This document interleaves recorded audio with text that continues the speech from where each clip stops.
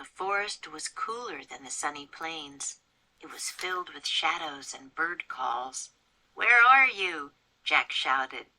"Here," said Annie. He found her in a thick glade. Bright rays streamed between the trees. Green leaves and vines swayed in the dappled light. The little gray bird sat in a tree, twittering at them. "Yuck, what's that?" said Annie. She pointed at a round brown thing hanging from a low branch. Bees buzzed around it. "If that's her nest, it's a pretty weird nest," said Annie.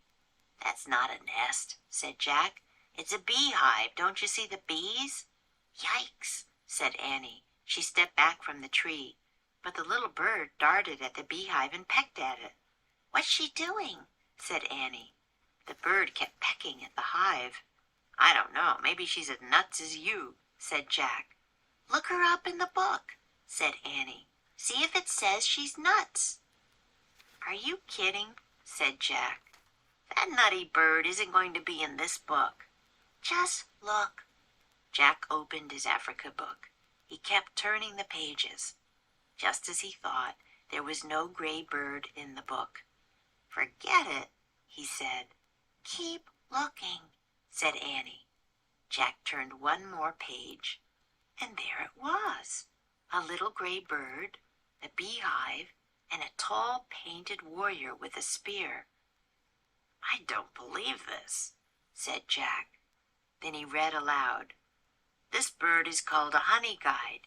It's both a friend and a helper to the Maasai people, an African tribe known for their fierce fighting skills and bravery." "Hi, honey guide," Annie called to the bird. "I knew you were important." Jack kept reading. "The honey guide leads a Maasai tribesperson to a beehive. The bird waits for him or her to scatter the bees and take the honey. Then the bird feasts on the honeycomb." "That's cool," said Jack. "They work together like the zebras and wildebeests and gazelles." "Yeah," said Annie, "and she wants us to be her helpers. We have to scatter the bees and leave her the honeycomb." "How do we do that?" said Jack. He looked back at the book. It didn't say how. "Well, maybe we could wave those weeds at them," said Annie. She pointed to some bright green plants that looked like giant fans. Jack put his book and backpack down.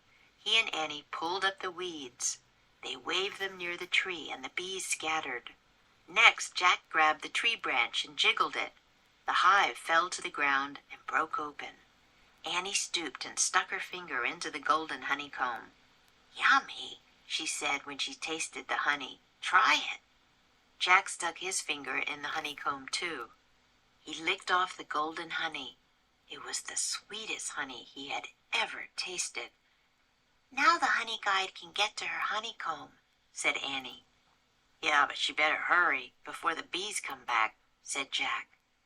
"It's weird," said Annie. "Honey's so sweet and good, but to get it, you have to go past a lot of dangerous bees." "Oh, man," whispered Jack. "That's it." "That's what?" asked Annie.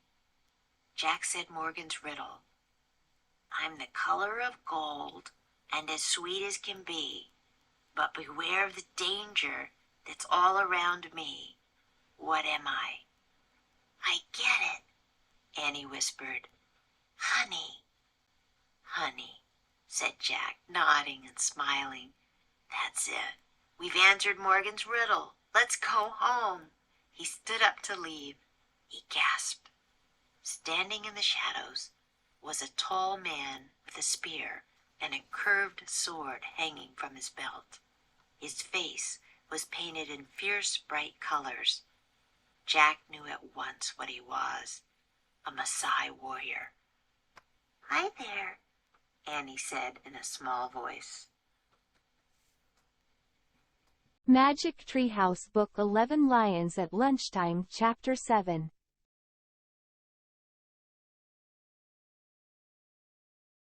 Be filled with. It was filled with shadows and bird calls. Look something up. Look her up in the book. Just as one thought. just as he thought there was no gray bird in the book. Known for, it's both a friend and a helper to the Maasai people, an African tribe known for their fierce fighting skills and bravery. Wait for, the bird waits for him or her to scatter the bees and take the honey. Break open, the hive fell to the ground and broke open. Lick off, he licked off the golden honey. It's now or never.